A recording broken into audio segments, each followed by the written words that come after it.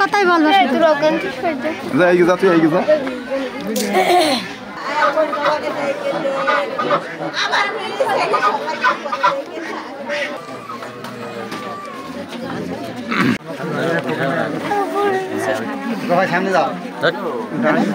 সকালবেলা ভুট্টা লাগানো কাজে গেল কোনতে ঘাস কাটছে তারের করলে ঘাস কাটছে কোনতে কি হয়েছে আমি একদিন বলতে পারবো না।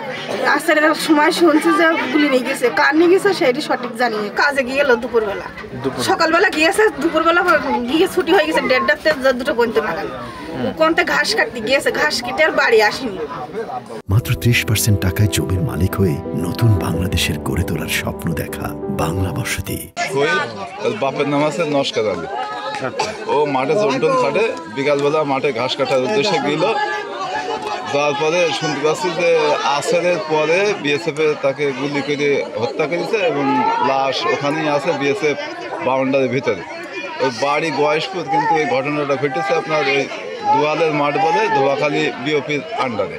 পারিবারিকভাবে আপনারা তো দেখতে পাচ্ছেন যে সবাই এখানে উপস্থিত, তার বাড়ি এবং মাঠে বিডিআর গেছিল, বিডিআর আছে, বিএসএফ সে যে জায়গায় তার তো দেখা যাচ্ছে না, অনেক দূরিতে দেখা যাচ্ছে ইন্ডিয়া তার কাটার পাশে।